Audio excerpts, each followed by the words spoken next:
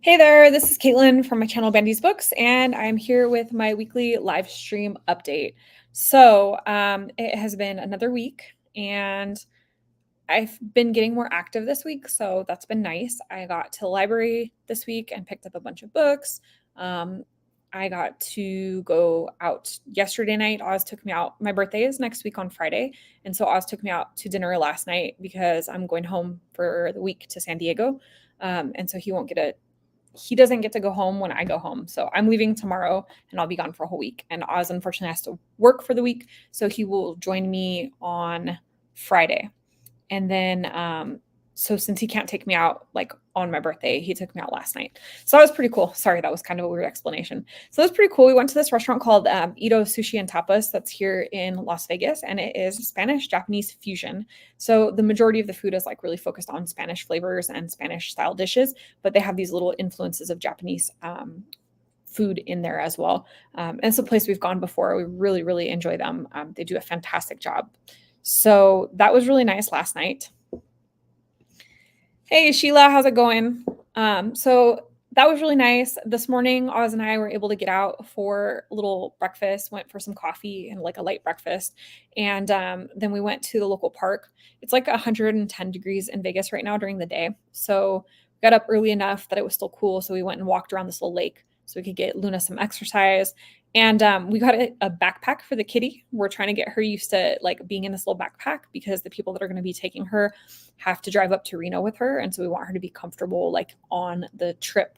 And so we took her with us for coffee this morning and to walk Luna. So she also got to go out and go on an adventure. So that's been fun. I also did a couple recipe videos this week, cooked them and recorded them and everything. I just have to finish editing them. So a busier week than it's been in previous weeks. Feeling good with the activity levels. Next week, that activity level is going to increase even a little bit further. Because as I mentioned, I'm going to go home to San Diego tomorrow morning. So I'm going to do my live stream reading sprints, and then I'm going to jump in the car and head out to San Diego. And Luna and Domino are both going to come with me on that road trip. So it'll be a little bit of chaos at my parents' house. My parents have 2 dogs and 2 cats. So with Luna and Domino coming along as well, it'll be 3 dogs, 3 cats, and 4 people all in one house. So it'll be fun. It'll be nice to get to see Domino interact with some of their cats as well. So that's good. So be there for the whole week. Got lots of fun stuff planned. My mom and I are going to go visit some different bookstores and lots of little free libraries in San Diego. We have some good meals planned. One of my favorite restaurants is in San Diego. It's a Spanish restaurant. And so we usually go there for my birthday dinner. So that'll be a nice little event there. It'll be a full house. Indeed, it will. And I also have plans with like my group of friends on Saturday night. So there's 9 of us that'll get together. There's this like dessert place that's downtown San Diego that I really enjoy. So the 9 of us are going to get together and like go for dessert and drinks for my birthday. And then my best friend's partner, it's his birthday as well. So it'll be kind of a mutual birthday celebration. So I'm super excited because I feel like the last few weeks have been kind of boring and these updates have been kind of repetitive in that sense because I'm just like, I can't do anything hanging around the house. So it'll be nice to finally have like a weekly update where I can be like, yeah, I did a bunch of really fun stuff. And because of that, so next week, my Sunday update will be at 9 a.m. instead of 5 p.m. just because I will be driving home from San Diego at like the evening time. So we'll be on the road at 5 p.m. and I just won't have the internet capabilities to do a live stream at 5 p.m. So that's the only real exciting stuff going on at the moment. In terms of channel content, so my goal this week is to get up my 24 booktuber shout outs from May, the birthday book tag, since it'll be my birthday this week. I have a list of authors that you should be reading for Juneteenth. I have a couple shopping vlogs in Las Vegas for a couple of the bookstores here. I have a recipe for French toast with a review of The Collected Regrets of Clover. And I have the 10 Commandments of BookTube. This is a video that's been kind of popping around BookTube to different creators where they talk about like their 10 commandments or their 10 laws or rules to being successful on BookTube or like interacting with this community.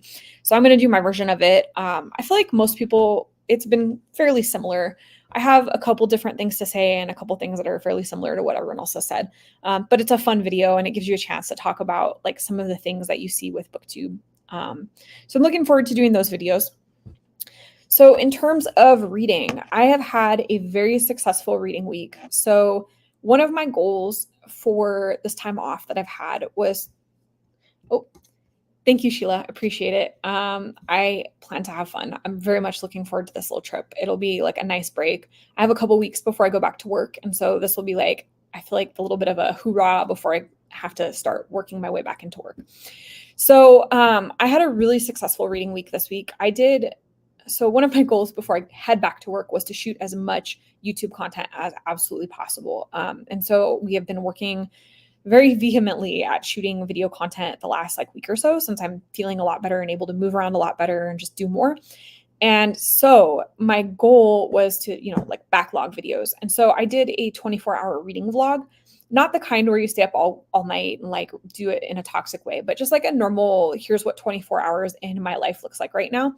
So I had 24 hours where I really, really concentrated on reading as much as I could without like giving up all the stuff that has to normally be done. So that helped me to complete several books. I've also been running 2 reading sprints a week, which has also helped me complete more books than usual, I think. So I have quite a few books to actually talk about that I finished this week, which is exciting. And then I have a couple books that I'm started but not finished with. And then I have my books that I'm hoping to read this week. So I'm going to start with the book that I am the freshest with, and that is Earth Eater by Dolores Reyes.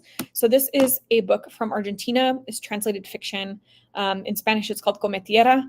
And this is a book about a young girl who eats dirt, and that dirt that she's eating gives her visions of missing people. And she's like very young when the story starts. And she eventually, like, people find out about that skill. And so they come to her with dirt from where they're from and ask her to eat it and then give them information like on their missing person. It is one of those scenarios where she does it begrudgingly, like she'll do it because she cares, but it's not something that she like enjoys or really wants to participate in. This book was a book that came onto my radar because of Scott at Gunpowder Fiction and Plot. This is a book that he picked for, or that his Patreon channel picked for his translated fiction book club. And so I read that. And then this afternoon at 2 p.m. my time, we had a book club chat about it. So it was a lot of fun. There was a lot of discussion about translation and how well books translate. There were several themes in this that were really interesting. Overall, I think that the general feeling was the book was kind of so-so. It's a short book. It moves through timelines really rapidly. It kind of bounces back and forth all over the place. And it kind of felt like the themes could have been explored a bit more deeply. But I did think that it had some interesting things to say about the access to justice for impoverished people. It's a lot of commentary on how, like, if you live in a country and you're like kind of in the outskirts of the city, like the downtown, the wealthier people will receive better care from the police than the people like in the slums or the outskirts. There was also commentary on femicide in Latin America. There was commentary, I think, at least I interpreted it this way. There was some commentary on how fast young girls are forced to grow up in these environments. So, I mean, I did think that there were some things of value. However, I don't know that the setup of the book was the most successful. And I think that was generally what I felt was the feedback from a lot of the people in the group. So I really enjoyed that. This is the first time that I have been able to make one of these discussions in quite a while, which I really, really enjoy those book club meetings. He has a translated fiction one, and then I think that's like more of a like new release contemporary fiction one. And both of those book clubs are fantastic. So if you really enjoy good book clubs with really deep themes, really great discussions, things like that, I would suggest checking out his Patreon and maybe consider joining one of those book clubs or both of them. I have found some fantastic books through it, and I really appreciate the discussions. So that was a book I've actually finished this morning prior to the chat. And then I finished a book called Oye by Melissa Mongoyon. So I think I might have talked about this last week, but it is a book that is focused on a Colombian family living in Florida. And the grandmother is receiving a medical diagnosis that is changing her life. And this is about the granddaughter and her perception of the whole situation. So you hear the whole story as if she's like having a phone call with her sister. So you only hear like one side of that conversation, which was a little bit weird in terms of the storytelling. I listened to this on audiobook, and so it was like literally listening to a phone call and just only hearing one side. I thought that it explored some really good themes, but it was also not the most enjoyable read for me. In I don't know how to explain it. Some of the characters were a little bit insufferable and a little hard for me to relate to. Some of the characters I really related to, but some of them were hard for me to empathize with or connect with. But I thought it was an interesting read. And again, from the format of it was really unique. I hadn't ever read a book like that before. As far as physical books, so I finished Homesick by Nino Cipri. This is a collection of short stories. This was another book that really played with formatting. So the different stories in here are told in different formats. So the first story is told kind of like a normal story with a normal narrative structure. But the second story I thought was really interesting because it is like one of those personality quizzes that you get in like a magazine. And you read the whole entire quiz, and each of the like option A tells one story, option B tells another story, option C tells another story. So you essentially are getting 4 stories out of this like quiz. Then the next one is like a conversation, like an interview, like you're reading the transcript of an interview. It just does a lot of different formatting, and it's very interesting. The stories were mostly good. There was only 1 or 2 in here that I didn't love. So out of an entire collection, to just have like 1 or 2 short stories that weren't as strong as the others, I think that's pretty solid. I have been on a roll with short story collections lately, and I frequently hear people say on their channels or in comments that they don't connect with short stories well, or they haven't had good luck with short story collections. So I'm thinking that I want to do a video soon of like my 10 favorite short story collections, because like for the last year and a half, pretty much every short story collection I've picked up has been like 4 to 5 stars. So I want to kind of shout those out and put those out there that there are in fact really good short story collections. I did finish The Jinn Daughter, which was another book that I talked about last week. I think last week I was like halfway through this when I spoke about it. This is by Rania Hanna. This is an indie book. I had the author reach out to me on Instagram to see if I was interested in reading it. I started it last week. I finished it this week. And this is a story about Hakawati jinn, who are the type of jinn that guide the spirits into the afterlife. And this particular jinn, she eats pomegranate seeds, and each pomegranate seed represents the story of one soul who's died. And the crux of the story is that the pomegranate seeds stop showing up on her doorstep at one point, and she finds that the entity of death is actually dying, and that there's this issue within the world of death.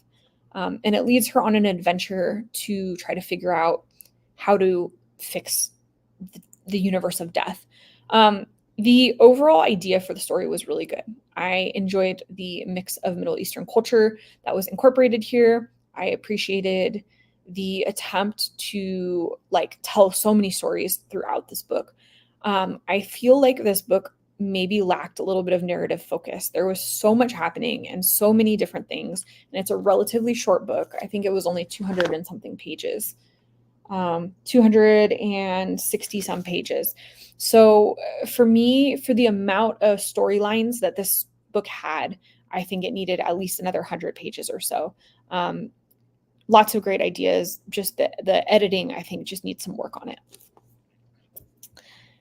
Then I read In the Dream House by Carmen Maria Machado. This is a book that I was so excited to get into. I've heard absolutely nothing but good things about In the Dream House, and I can see why. This is another book.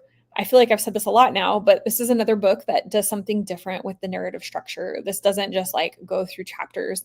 It's a lot of like little short chapters like this, where you get a half a page or a quarter of page. And I thought it was really cool how every single chapter starts with Dream House as. So Dream House as overture, Dream House as Chekhov's trigger, Dream House as world building, and how like each of those titles relates to the little story or the little vignette that you read afterwards. This was a really interesting way to tell someone's memoir. And then this was really focused on Machado's relationship with an abusive partner at the time. She talks about how especially at the end of this book. There's like a author's note, and she talks about how there just aren't many books out there that talk about domestic violence in queer relationships, and how when she was even writing this, there was very limited resources for her to help like kind of collect her thoughts and like do research on. And so I really appreciated that aspect of this, like her willingness to be honest about this particular relationship, the domestic violence that she experienced, the love bombing at the beginning of the relationship, and the eventual getting out of the relationship. I thought this was really thoughtfully done, really well written. The writing is absolutely stunning. I thought that it had a very poetic quality to it as I read it. I just was like, this is such a beautiful juxtaposition between like horrible content matter or horrible content, but beautiful wording to describe it. I can't say that like I enjoyed it because it's not a pleasant discussion, but I enjoyed the quality of writing and the way that it was talked about and described. I thought this was a fantastic memoir. Definitely for me, hands down, worth the hype. And then last week, I also talked about this book, but I was only halfway through, and that was Alice Sadie Celine by Sarah Blakely Cartwright. So this was, I don't know, kind of a weird book for me. So you have three characters. One character is an actress, one character is her best friend, and one character is the mom.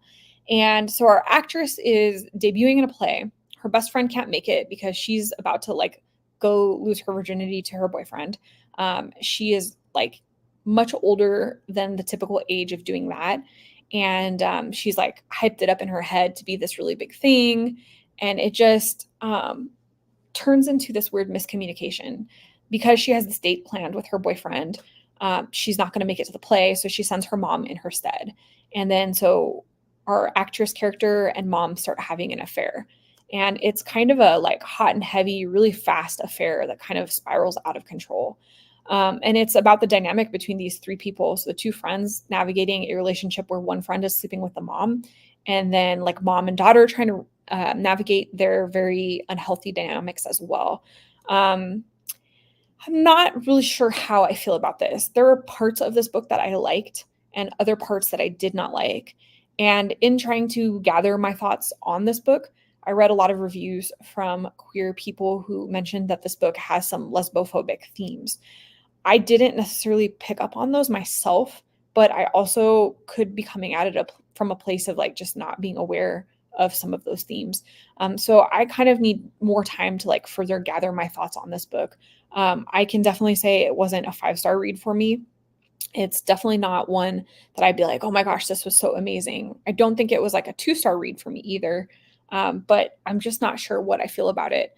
There was plot lines that were like major themes in the story that were resolved really neatly and really quickly without the time to thoroughly explore them. I don't know. This one was a mixed bag for me. And then I finally finished Homegoing by Yaa Gyasi. So this was a book that's been on my TBR for the longest time. And I keep meaning to get to it, and somehow it just keeps slipping through the cracks. It's been on my TBR at least 5 times. So I finally got to it.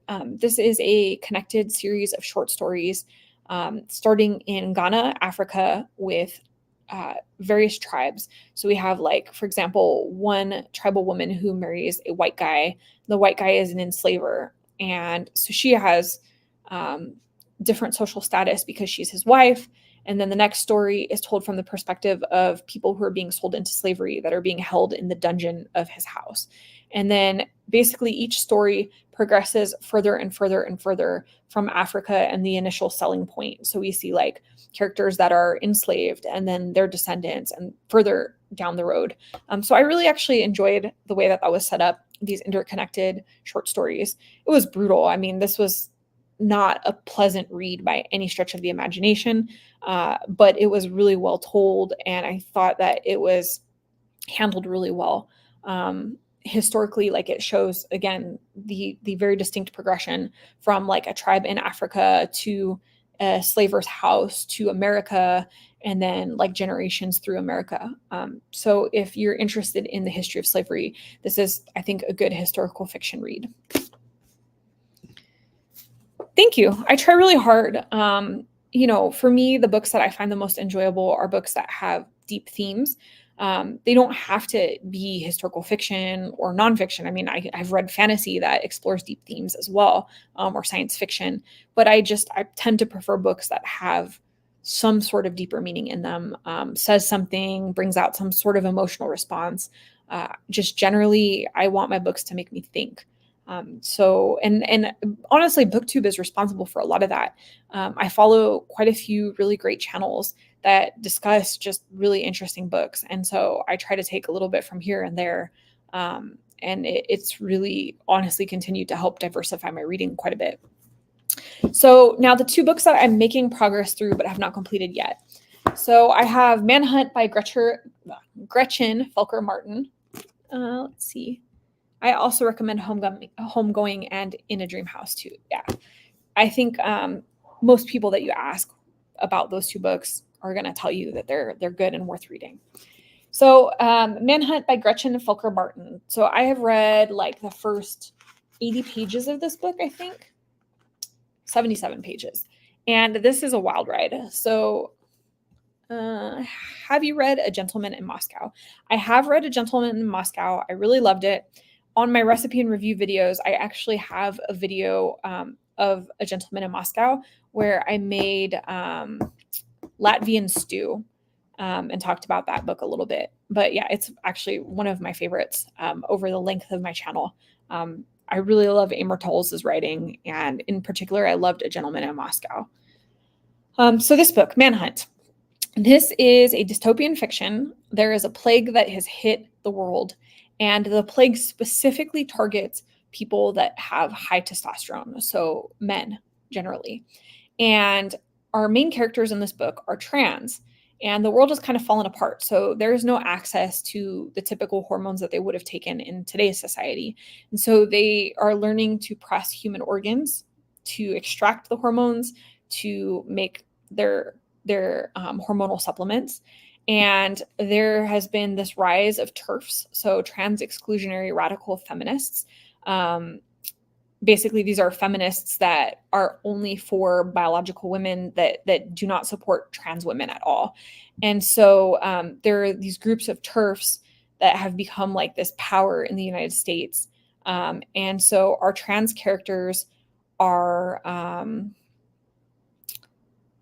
the trans characters are essentially running from these feral men who have been hit with this plague. And then they're also running from these groups of TERFs that are hunting down trans people.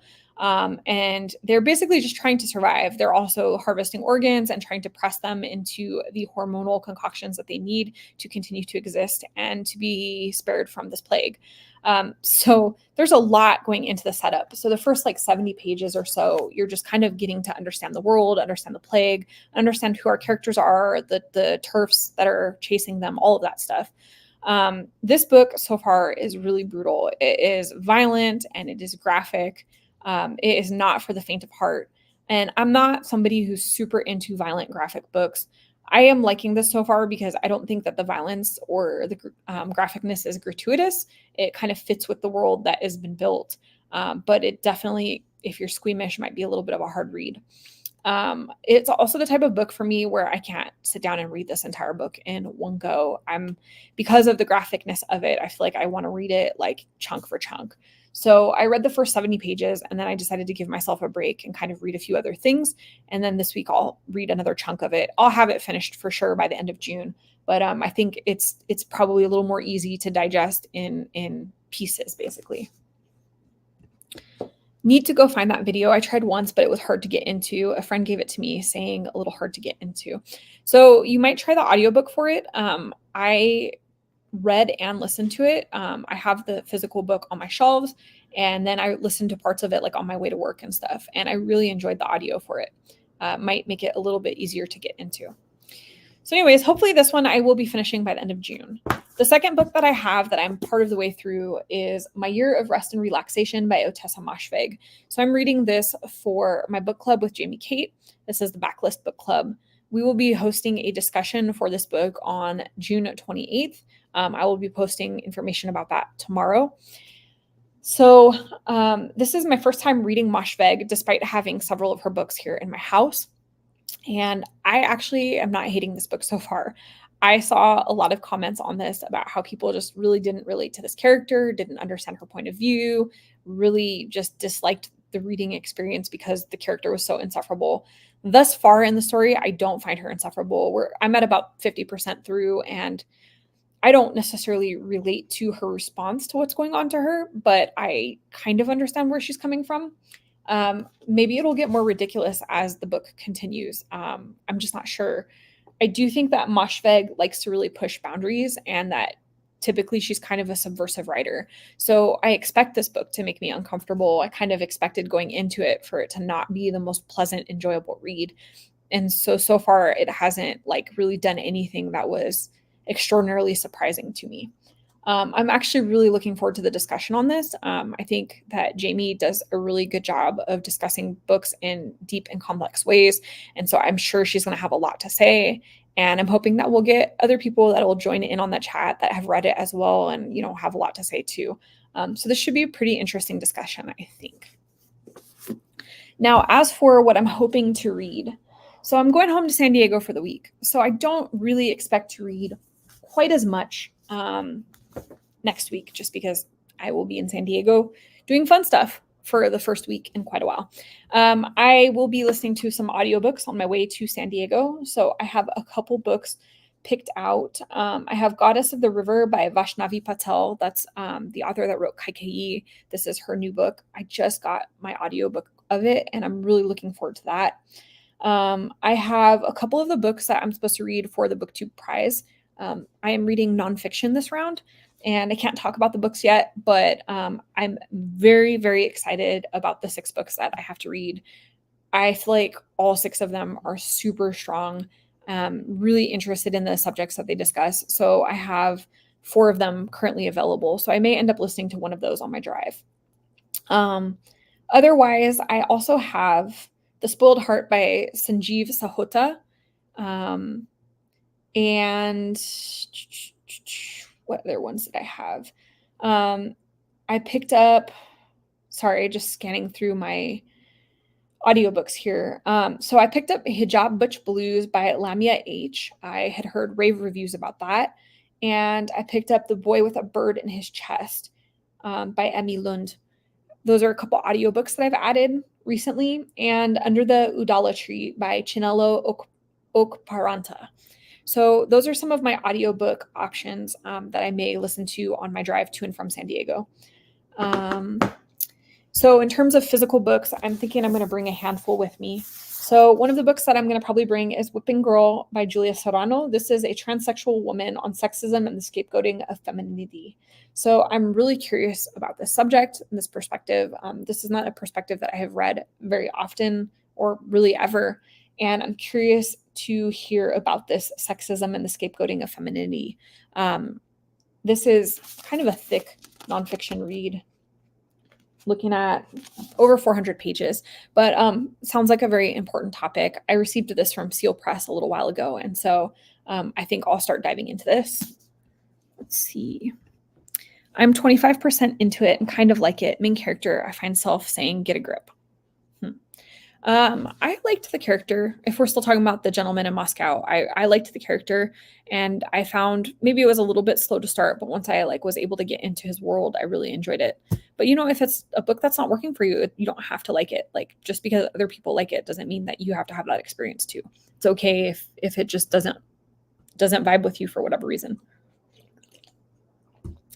So after that, I think I'm going to bring What Night Brings by Carla Trujillo. So this says, Marcy Cruz wants God to do 2 things, change her into a boy and get rid of her father.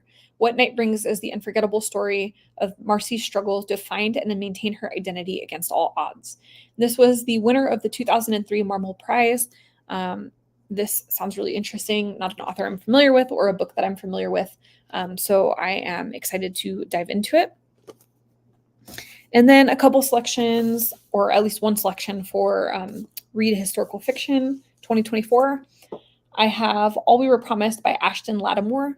So this is set in the 1800s, early 1800s in Philadelphia, and it follows 3 young Black women. They dangerously collide in this debut novel inspired by the explosive history of a divided city. So I haven't heard that much about this. This was a book of the month selection a couple months back, and it sounds really good to me. So I'm looking forward to getting into this. Sorry, Dippy Me forgot to add my year of rest and relaxation for last comment. Oh, okay. 25% into it and kind of like it. Main character, I find self saying, get a grip. Okay, that makes more sense now. So I think you're supposed to kind of have that feeling with her. Like, you're not, I don't think, supposed to like love the main character. I don't think that the point of the story is to like completely relate with her. I think she's supposed to be grating and irritating, and like you're supposed to want to shake her and be like, hey, wake up, this is not rational. Like I said, I think Moshfegh is typically that type of author that wants to make you feel discomfort, wants you to not like the characters, wants you to think. And like, I think that this is, exploring like what a really truly deep depression is like when somebody just gives up and they can't get out of it. But we'll see. Again, I still have like 50% left of this book. So, my mind could be changed one way or the other. And then the last book that I think I'm going to read or bring with me to San Diego is I'll Give You the Sun by Jandy Nelson. This is about two siblings. If I remember correctly, Jude and her twin brother Noah are incredibly close. At 13, isolated Noah draws constantly and is falling in love with the charismatic boy next door, while daredevil Jude cliff dives and wears red lipstick and does the talking for both of them. But 3 years later, at 16, Jude and Noah are barely speaking. Something has happened to wreck the twins in different and dramatic ways. I've heard really good things about this. This was a gift from a friend a while back. It's been on my shelf for quite a while, so I'd like to get this done. So I think that I will be bringing these 4 books with me to San Diego, as well as Manhunt, so I can read a chunk more out of this book. But making good progress so far this month. I'm really happy with the quantity of books that I've gotten read. I also have a handful of books on my NetGalley that I'd like to get to. I can just briefly mention a couple of those. So I have the audiobook for Honey, and I was also sent ARC copies of it. Hey, Courtney, how's it going? And then I'm really excited because I just received a ARC copy of A Sunny Place for Shady People by Mariana Enriquez. So Mariana Enriquez is the author of Our Share of Night. I read that earlier this year, and I really loved it. This is another Argentinian horror, and stylistically, like, I really appreciate her style. I saw that she was coming out with this short story collection, and so I like immediately requested it, and I'm so excited. I got a copy of it. So I'm hoping to get to that maybe this week as well. One of my days while I'm home in San Diego, I'm planning to like go to the beach, even though I can't like swim right now. I'm hoping to at least like lay out on the beach and just spend the day reading and maybe like splash in the water like up to my knees a little bit. So maybe that'll be one of the books that I read. And then I also got Parade by Rachel Cusk. This is an author I've never tried before, and I heard that Cusk's writing is very, like, you either love it or hate it. There's not really in between. So I'm going to give her a try. And I also got a copy of Fire Exit by Morgan Talty, who's an Indigenous author that I have not yet read before, but I've heard really good things about. Yeah, me too. Honestly, if I could, so I mentioned this at the beginning, but I'm going for a whole week to San Diego for my birthday next week. Go visit my family and my friends and stuff. And so we're doing a lot of bookish stuff. My mom and I will go to like bookstores and little free libraries, and we've got meals planned, and I'm going to visit with friends and kids and stuff like that. But yeah, normally I would dedicate like at least a couple days to going to the beach and like diving under the waves and maybe boogie boarding and stuff. Or even scuba diving when I have the chance. But unfortunately, this time around, due to surgery, I can't swim. And so I was like, this is horrible going to San Diego in the middle of June and not being able to go to the beach. But I'll go and just lay out. And like I said, I can go into the water up to my knees. And I'll just bring a wealth of books so I can sit there and enjoy some time. So those are just a few of the arcs that I have on NetGalley. I mean, this is my list of NetGalley arcs at the moment. So you can see there's quite a bit there. Not all of those are unread. Some of them are read and reviewed, but I have quite a few in terms of selections. But those are probably the ones that I think I'm most excited about chipping off the list soon. So I think that's pretty much everything. We've talked about life, talked about channel updates, talked about what I have been reading this week, and we've talked about what I'm hoping to read next week. when I get off, I guess the only other thing that's really exciting is when I get off of this live stream, I'm about to shoot another recipe and review video. We're making a dish called Ital stew, which comes from Jamaica. Ital is a Rastafarian word or concept, and it's basically like food that is healthy and from the earth. So in this case, Rastafarian food in general is vegan. So this is a vegan dish. It's a like coconut curry, and then you braise like root vegetables in it. So it's got like sweet potatoes and yams and green plantains, got some kabocha squash, all sorts of different stuff. And so I'm really excited to go ahead and cook this for dinner tonight. I have a friend who owns a Jamaican restaurant, and he's made this a couple times, and it is so delightful. This is my first time trying to cook it, but I'm really excited to shoot this recipe and review. I won't talk about which book it's from, but it'll be, I think, a really fun video. Sounds yum. It is so good. This is like one of those things that's really interesting to me. Like oftentimes I hear people say like, oh, I don't eat vegan or vegetarian food because it's boring. It doesn't have any flavor. And I'm like, you are just not looking in the right places if you think that vegetarian or vegan food is boring. Generally, I mean, I don't eat completely vegetarian, but we try to incorporate vegetarian dishes throughout our week. And I always go for things like this with like coconut milk and curry and lots of spices and ginger and garlic and all that. This will be a nice dish for sure. Sounds good. Enjoy. I definitely will. So with that said, I think I'm going to go ahead and head out now. It's about 5:30 my time. It's going to take me about an hour and a half to cook this dish. So you're right. It is all about the seasoning. And that's just honestly the general rule of thumb for any type of cooking, whether it is vegan or not, whether it's from like any part of the world. If you don't season your food correctly, it's just not going to be enjoyable. So yeah, that's the number one trick.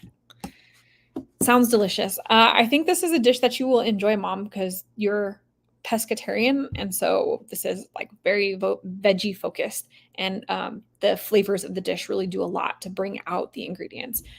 So I'm very excited about this. All right. Thank you, everybody, for joining in. I hope that everybody has a good evening. I hope that your week starts well tomorrow. And I hope that you get to relax and enjoy some good reads and some good meals.